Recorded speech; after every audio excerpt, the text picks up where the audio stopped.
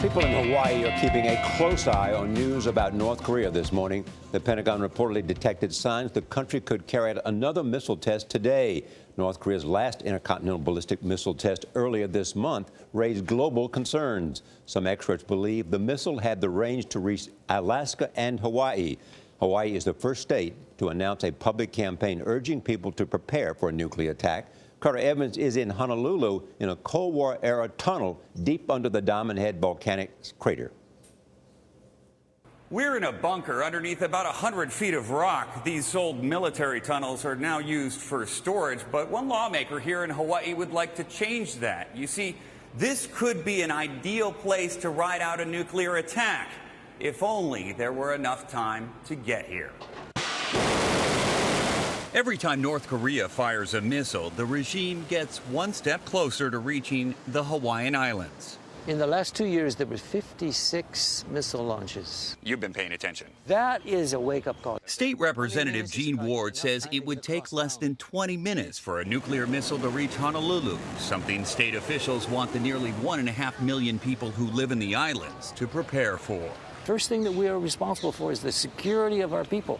So you're looking at what you got and saying, we got something we could put to use here. At least to keep the government running, and that's the important part of it. In the event of a nuclear emergency, Ward wants key government officials to have a safe place to operate, here beneath Diamond Head. The Jewel of Waikiki houses a little-known network of tunnels the military has used for more than a century. This is something the public doesn't get to see. Very rarely. No. Lieutenant Colonel Charles Anthony is with the National Guard. He showed us the labyrinth of concrete tunnels and bunkers built into the dormant volcano, and he says there are no plans to use them as a shelter. So this was never designed to house a lot of people for any period of time? No, it was designed to withstand an artillery barrage and also to unleash an artillery barrage in the opposite direction. But this was not really designed for people. This was designed for equipment, material, and weapons. Back in the 50s, the government turned these old ammunition storage rooms in the tunnels into a civil defense hub. Today, the state's Emergency Operations Center runs 24/7 in an underground bunker nearby.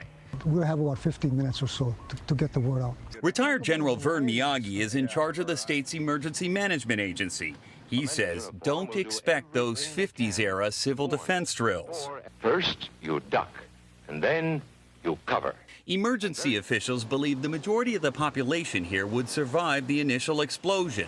What they need to be prepared for is the nuclear fallout and to stay inside for up to 2 weeks. What we focus on right now is shelter in place. The idea is to figure out ahead of time where you are, where your family is, and what is the best type of shelter that they could get to at that time of the day.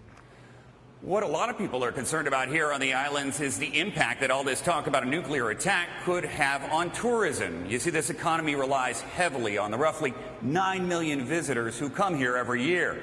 And the local government wants everyone to know Hawaii is still open for business. Well, that is a good message, but it's very unsettling that you even have to consider this. Exactly. More and more people talk about sort of that idea of what's going to happen. That's right. Yeah. Well, they're making the preparations and doing what's right. Be aware. Carter Evans in Hawaii. We thank you, sir.